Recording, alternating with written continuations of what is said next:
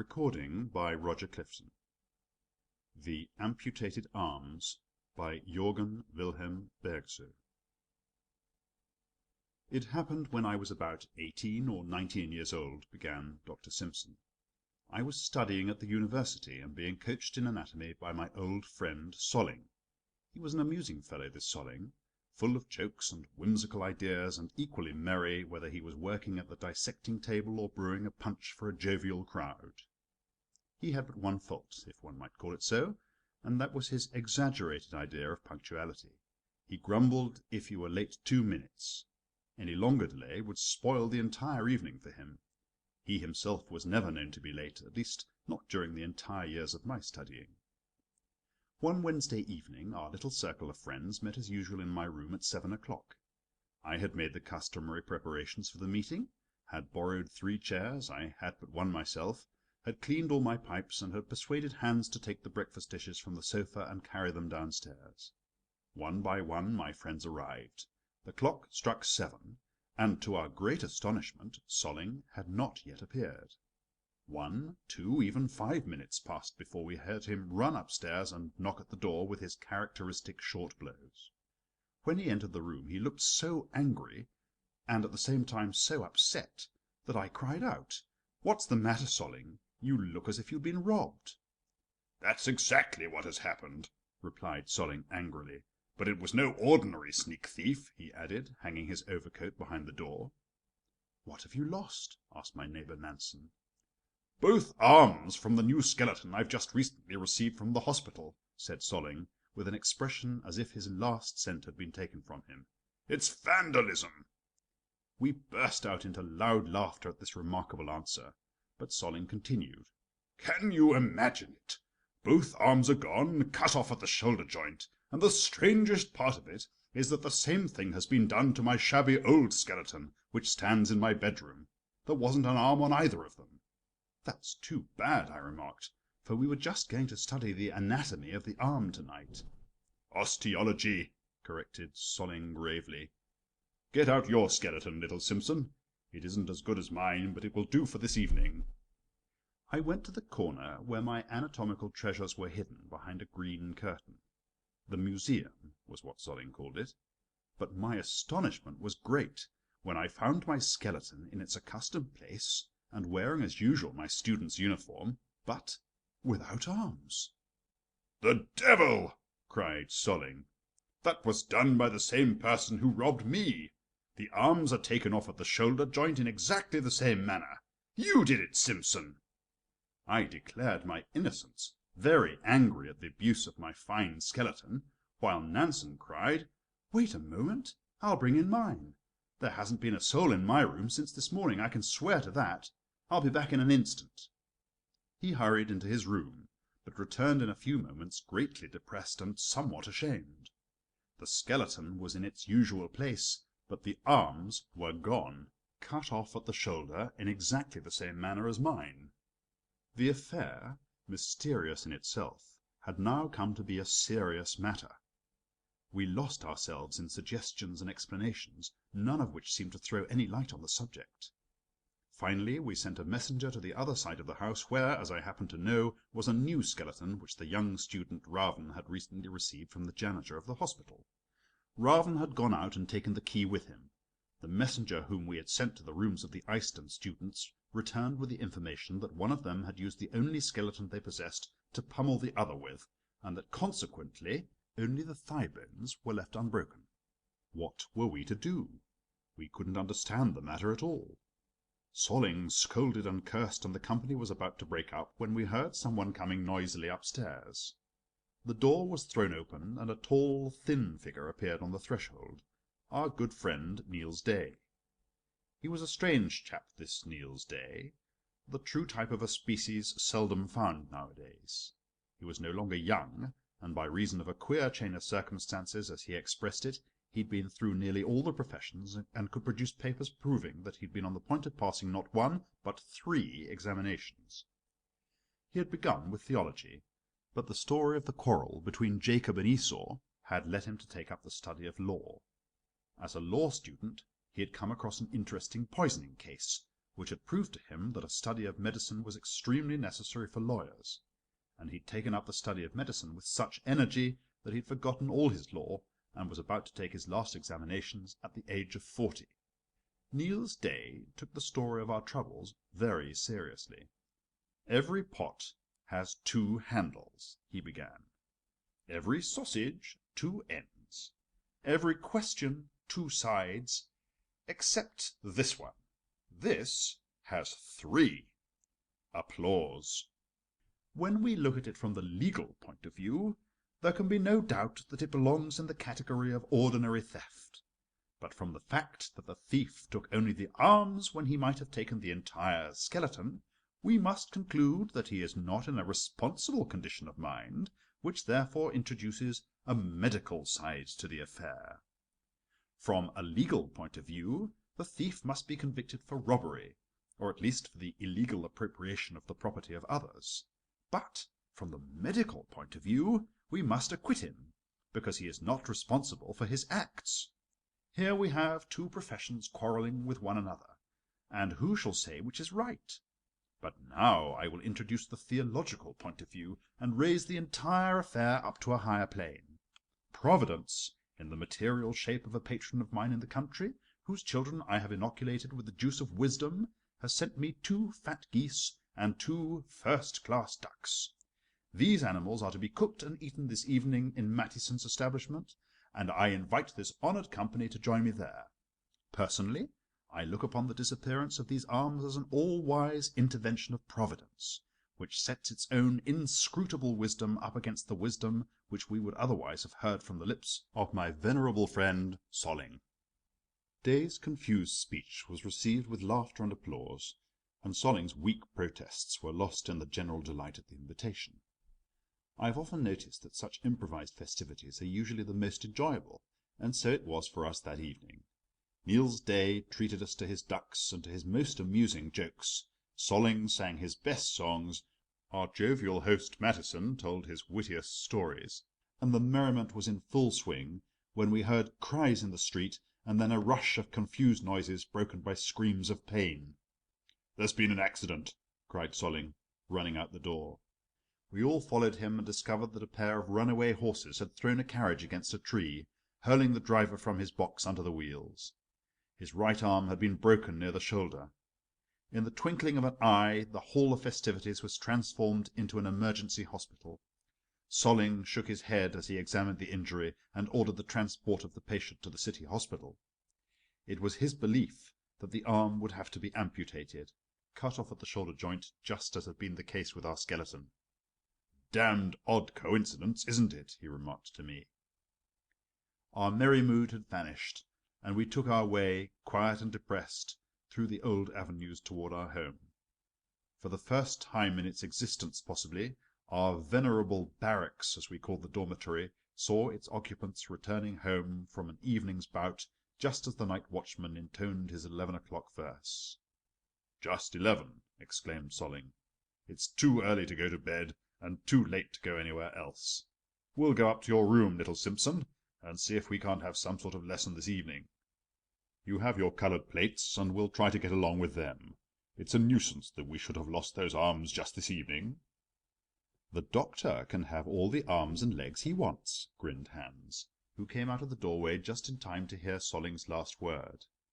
"What do you mean, Hans?" asked Solling in astonishment. "It'll be easy enough to get them," said Hans. "They've torn down the planking around the Holy Trinity churchyard and dug up the earth to build a new wall. I saw it myself as I came past the church. Lord, what a lot of bones they've dug out there! There's arms and legs and heads, many more than the doctor could possibly need." "Much good that does us," answered Solling. "They shut the gates at 7 o'clock, and it's after 11 already."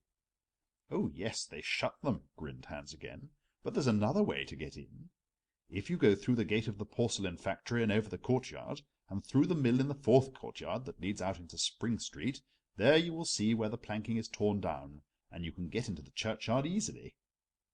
"Hans, you're a genius!" exclaimed Solling in delight. "Here, Simpson, you know that factory inside out. You're so friendly with that fellow Outzen who lives there.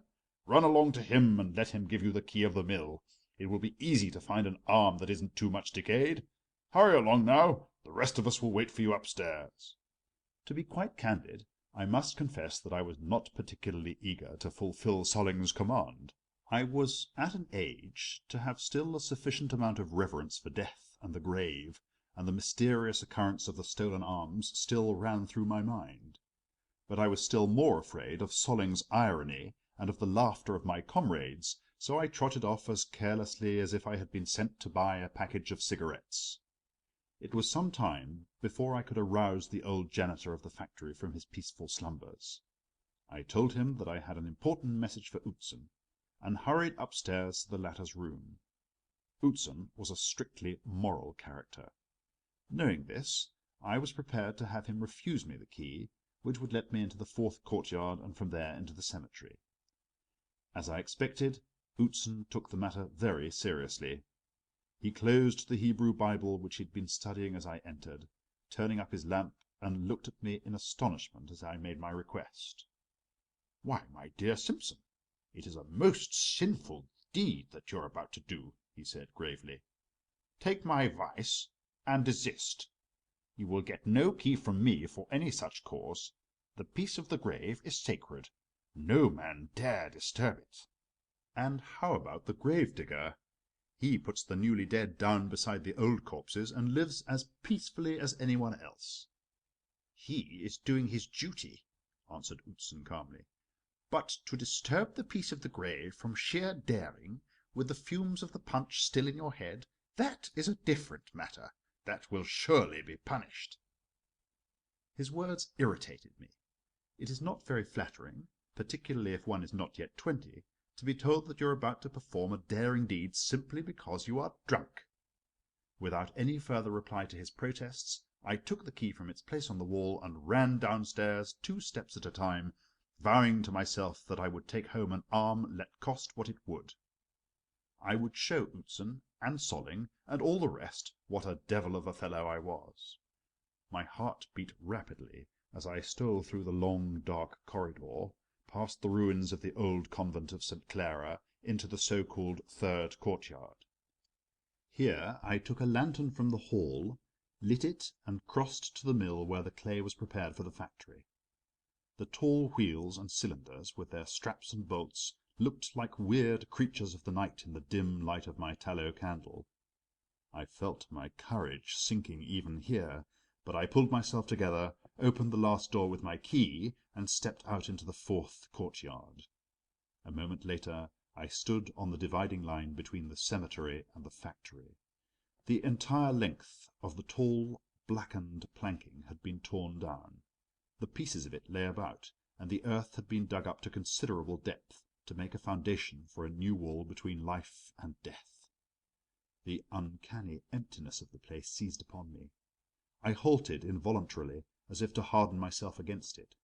It was a raw, cold, stormy evening. The clouds flew past the moon in jagged fragments, so that the churchyard with its white crosses and stones lay now in full light, now in dim shadow. Now and then a rush of wind rattled over the graves, roared through the leafless trees, bent the complaining bushes, and caught itself in the little eddy at the corner of the church, only to escape again over the roofs, turning the old weather vane with a sharp scream of the rusty iron. I looked toward the left. There I saw several weird white shapes moving gently in the moonlight. "White sheets," I said to myself. "It's nothing but white sheets. This drying of linen in the churchyard ought to be stopped." I turned in the opposite direction and saw a heap of bones scarce 2 paces distant from me. Holding my lantern lower, I approached them and stretched out my hand. There was a rattling in the heap. Something warm and soft touched my fingers. I started and shivered. Then I exclaimed, "The rats! Nothing but the rats in the churchyard! I must not get frightened. It will be so foolish they would laugh at me. Where the devil is that arm? I can't find one that isn't broken." With trembling knees and in feverish haste, I examined one heap after another. The light in my lantern flickered in the wind, and suddenly went out. The foul smell of the smoking wick rose to my face, and I felt as if I were about to faint. It took all my energy to recover my control. I walked 2 or 3 steps ahead, and saw at a little distance a coffin which had been still in good shape when taken out of the earth. I approached it, and saw that it was of old-fashioned shape, made of heavy oaken boards that were already rotting. On its cover was a metal plate with an illegible inscription. The old wood was so brittle that it would have been very easy for me to open the coffin with any sort of a tool. I looked about me, and saw a hatchet and a couple of spades lying near the fence. I took one of the latter, put its flat end between the boards. The old coffin fell apart with a dull, crackling protest. I turned my head aside, put my hand in through the opening, felt about, and taking a firm hold on one arm of the skeleton, I loosened it from the body with a quick jerk. The movement loosened the head as well, and it rolled out through the opening right to my very feet. I took up the skull to lay it in the coffin again, and then I saw a greenish phosphorescent glimmer in its empty eye sockets, a glimmer which came and went. Mad terror shook me at the sight. I looked up at the houses in the distance, then back again to the skull. The empty sockets shone more brightly than before. I felt that I must have some natural explanation for this appearance, or I would go mad. I took up the head again, and never in my life have I had so overpowering an impression of the might of death and decay than in this moment. Myriads of disgusting, clammy insects poured out of every opening of the skull, and a couple of shining worm-like centipedes, geophiles the scientists call them, crawled about in the eye sockets. I threw the skull back into the coffin, sprang over the heaps of bones without even taking time to pick up my lantern, and ran like a hunted thing through the dark mill, over the factory courtyards, until I reached the outer gate. Here I washed the arm at the fountain, and smoothed my disarranged clothing. I hid my booty under my overcoat, nodded to the sleepy old janitor as he opened the door to me, and a few moments later I entered my own room, with an expression that I had attempted to make quite calm and careless. "What the devil is the matter with you, Simpson?" cried Solling as he saw me. "Have you seen a ghost? Or is the punch wearing off already? We thought you'd never come. Why, it's nearly 12 o'clock." Without a word, I drew back my overcoat and laid my booty on the table. "By all the devils!" exclaimed Solling in anatomical enthusiasm. "Where did you find that superb arm? Simpson knows what he's about all right. It's a girl's arm, isn't it beautiful? Just look at the hand, how fine and delicate it is. Must have worn a number 6 glove. There's a pretty hand to caress and kiss." The arm passed from one to the other amid general admiration. Every word that was said increased my disgust for myself and for what I had done. It was a woman's arm, then. What sort of a woman might she have been? Young and beautiful, possibly, her brother's pride, her parents' joy. She had faded away in her youth, cared for by loving hands and tender thoughts. She had fallen asleep gently, and those who had loved her had desired to give her in death the peace she had enjoyed throughout her lifetime. For this they had made her coffin of thick, heavy oaken boards, and this hand, loved and missed by so many, it lay there now on an anatomical table, encircled by clouds of tobacco smoke, stared at by curious glances, and made the object of coarse jokes. Oh, God, how terrible it was! "I must have that arm!" exclaimed Solling when the first burst of admiration had passed. "When I bleach it and touch it up with varnish, it will be a superb specimen. I'll take it home with me." "No," I exclaimed, "I can't permit it. It was wrong of me to bring it away from the churchyard. I'm going right back to put the arm in its place."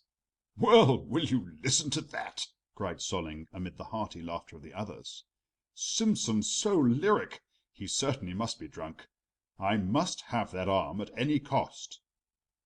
"Not much," cut in Niels Day. "You have no right to it. It was buried in the earth and dug out again.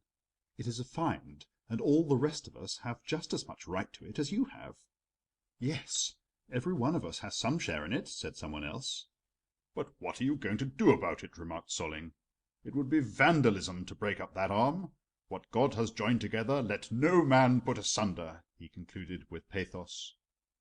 Let's auction it off, exclaimed Day. I will be the auctioneer, and this key to the graveyard will serve me for a hammer. The laughter broke out anew, as Day took his place solemnly at the head of the table and began to whine out the following announcement. I hereby notify all present that on the 25th of November at 12 o'clock at midnight, in corridor number 5 of the student barracks, a lady's arm in excellent condition, with all its appurtenances of wrist bones, joints, and fingertips, is to be offered at public auction. The buyer can have possession of his purchase immediately after the auction, and a credit of 6 weeks will be given to any reliable customer. I bid a Danish shilling. 1 mark, cried Solling mockingly. 2, cried someone else. 4, exclaimed Solling. It's worth it. Why don't you join in, Simpson? You look as if you were sitting in a hornet's nest. I bid 1 mark more, and Solling raised me a thaler. There were no more bids, the hammer fell, and the arm belonged to Solling. Here, take this, he said, handing me a mark piece.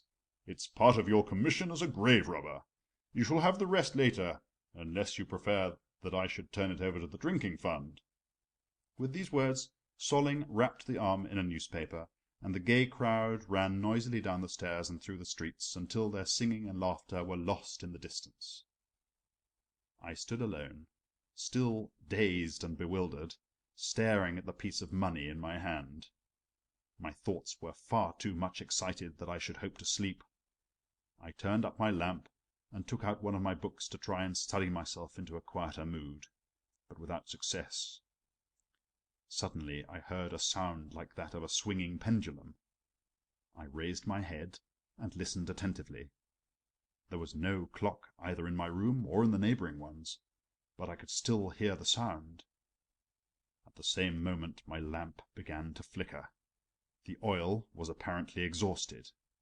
I was about to rise to fill it again, when my eyes fell upon the door, and I saw the graveyard key which I'd hung there, moving slowly back and forth with a rhythmic swing. Just as its motion seemed about to die away, it would receive a gentle push as from an unseen hand, and would swing back and forth more than ever. I stood there with open mouth and staring eyes. Ice-cold chills ran down my back, and drops of perspiration stood out on my forehead. Finally I could endure it no longer. I sprang to the door, seized the key with both hands, and put it on my desk under a pile of heavy books. Then I breathed a sigh of relief. My lamp was about to go out, and I discovered that I had no more oil. With feverish haste I threw my clothes off, blew out the light, and sprang into bed as if to smother my fears. But once alone in the darkness, the fears grew worse than ever. They grew into dreams and visions. It seemed to me as if I were out in the graveyard again, and heard the screaming of the rusty weather vane as the wind turned it. Then I was in the mill again, the wheels were turning and stretching out ghostly hands to draw me into the yawning maw of the machine. Then again I found myself in a long, low, pitch-black corridor, followed by something I could not see, something that drove me to the mouth of a bottomless abyss. I would start up out of my half-sleep, listen and look about me, and then fall back again into an uneasy slumber. Suddenly something fell from the ceiling onto the bed, and buzz, buzz, buzz sounded about my head. It was a huge fly which had been sleeping in a corner of my room and had been roused by the heat of the stove. It flew about in great circles, now around the bed, now in all 4 corners of the chamber. Buzz, buzz, buzz. It was unendurable. At last I heard it creep into a bag of sugar which had been left on the window-sill. I sprang up and closed the bag tight.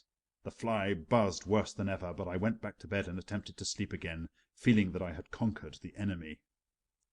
I began to count.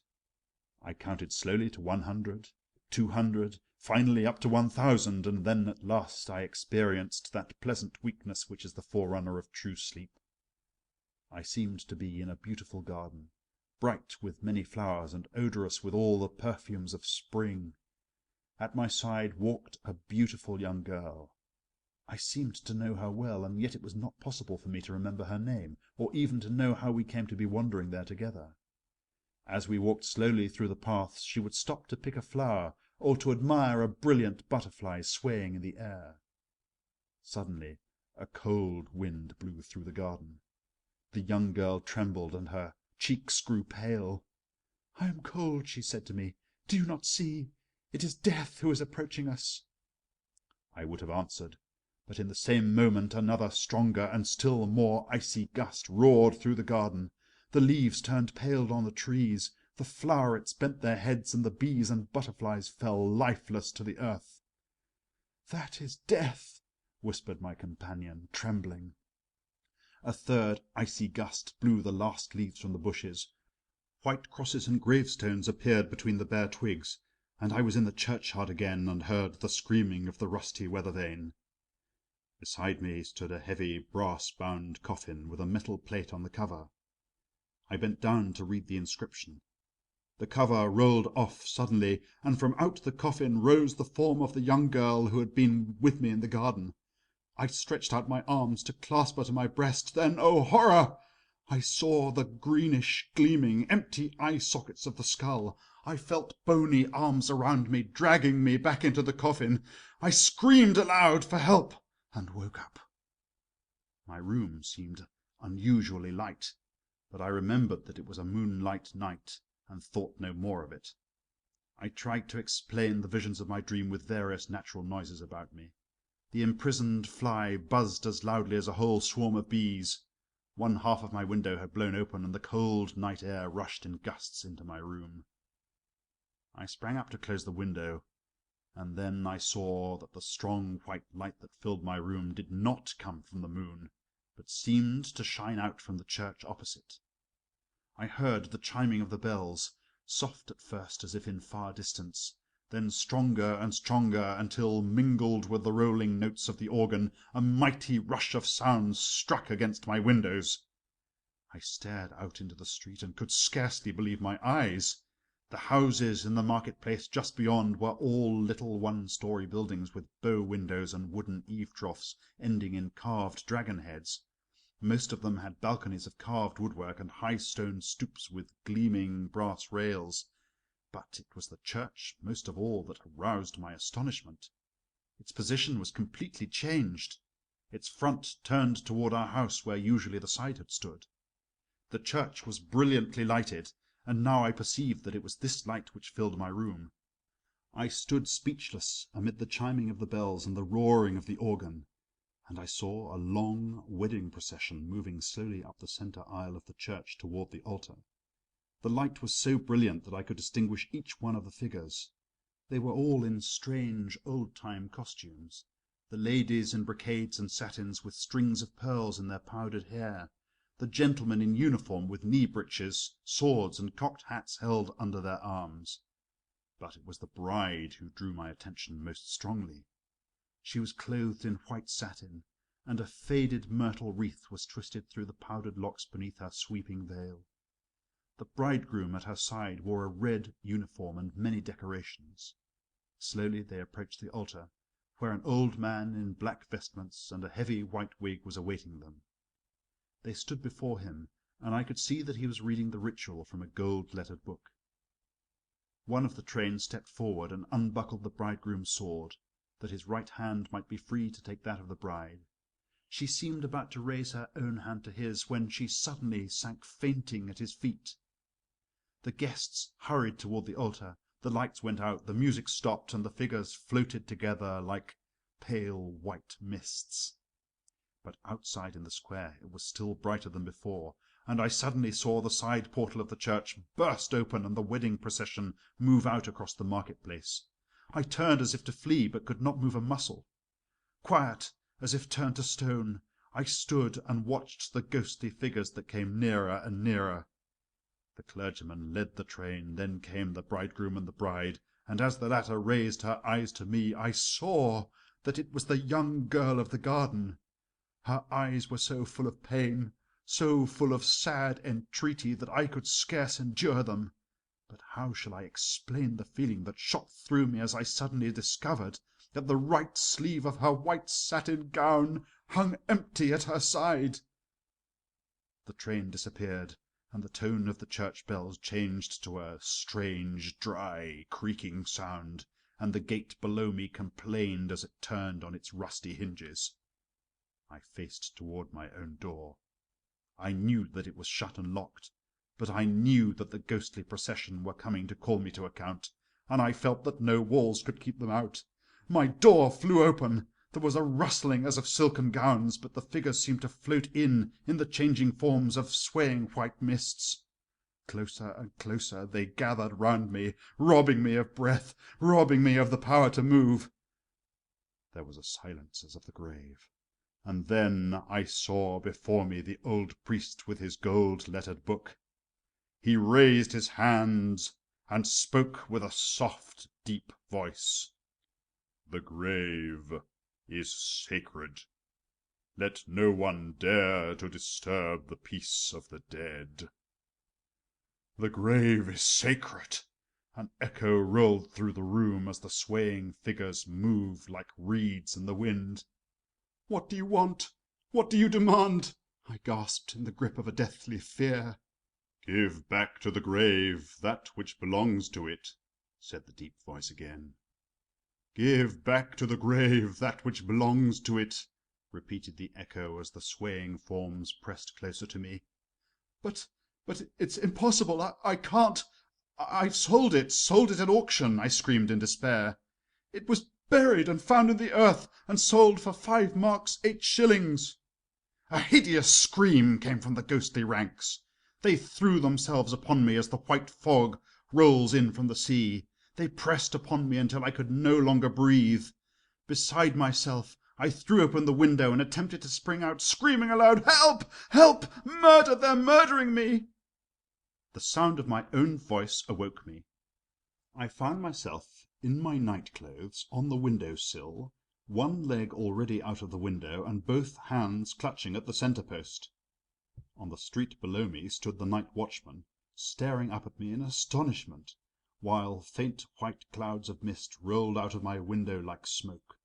All around outside lay the November fog, grey and moist, and as the fresh air of the early dawn blew cool on my face, I felt my senses returning to me. I looked down at the night watchman. God bless him! He was a big, strong, comfortably fat fellow made of real flesh and blood, and no ghost shape of the night. I looked at the round tower of the church. How massive and venerable it stood there, grey in the grey of the morning mists. I looked over at the market-place. There was a light in the baker's shop, and a farmer stood before it tying his horse to a post. Back in my own room everything was in its usual place. Even the little bag with the sugar lay there on the window-sill, and the imprisoned fly buzzed louder than ever. I knew that I was really awake, and that the day was coming. I sprang back hastily from the window, and was about to jump into bed when my foot touched something hard and sharp. I stooped to see what it was, felt about on the floor in the half-light, and touched a long, dry, skeleton arm which held a tiny roll of paper in its bony fingers. I felt about again, and found still another arm also holding a roll of paper. Then I began to think that my reason must be going. What I had seen thus far was only an unusually vivid dream, a vision of my heated imagination. But I knew that I was awake now, and yet here lay 2, no 3, for there was still another arm, hard, undeniable material proofs that what I had thought was hallucination might have been reality. Trembling in the thought that madness was threatening me, I tore open the first roll of paper. On it was written the name Solling. I caught at the second and opened it. There stood the word Nansen. I had just strength enough left to catch the third paper and open it. There was my own name, Simpson. Then I sank fainting to the floor. When I came to myself again, Niels Day stood beside me with an empty water bottle, the contents of which were dripping off my person and off the sofa upon which I was lying. "Here, drink this," he said in a soothing tone. "It will make you feel better." I looked about me wildly as I sipped at the glass of brandy, which put new life into me once more. "What has happened?" I asked weakly. "Oh, nothing of importance," answered Niels.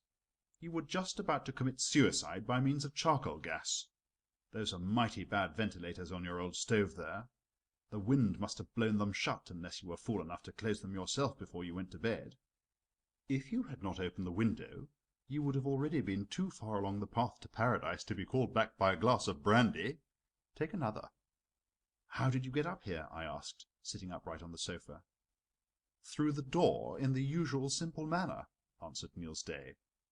"I was on watch last night in the hospital, but Mattison's punch is heavy, and my watching was more like sleeping, so I thought it better to come away in the early morning. As I passed your barracks here, I saw you sitting in the window in your nightshirt and calling down to the night watchman that someone was murdering you. I managed to wake up Jansen, down below you, and got into the house through his window. Do you usually sleep on the bare floor?" "But where did the arms come from?" I asked, still half bewildered. "Oh, the devil take those arms!" cried Niels. "Just see if you can stand up all right now. Oh, those arms there! Why, those are the arms I cut off your skeletons. Clever idea, wasn't it? You know how grumpy Solling gets if anything interferes with his tutoring. You see, I'd had the geese sent me, and I wanted you to all come with me to Mattison's place. I knew you were going to read the osteology of the arm, so I went into Solling's room, opened it with his own keys, and took the arms from his skeleton. I did the same here while you were downstairs in the reading room. Have you been stupid enough to take them down off their frames and take away their tickets? I had marked them so carefully that each man should get his own again." I dressed hastily and went out with Niels into the fresh, cool morning air. A few minutes later we separated, and I turned toward the street where Solling lived.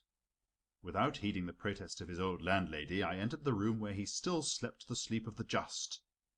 The arm, still wrapped in newspaper, lay on his desk. I took it up, put the mark-piece in its place, and hastened with all speed to the churchyard. How different it looked in the early dawn! The fog had risen, and shining frost pearls hung in the bare twigs of the tall trees, where the sparrows were already twittering their morning song. There was no one to be seen. The churchyard lay quiet and peaceful. I stepped over the heaps of bones to where the heavy oaken coffin lay under a tree. Cautiously, I pushed the arm back into its interior, and hammered the rusty nails into their places again, just as the first rays of the pale November sun touched a gleam of light from the metal plate on the cover. Then the weight was lifted from my soul. End of The Amputated Arms. Recording by Roger Clifton, St Albans, England.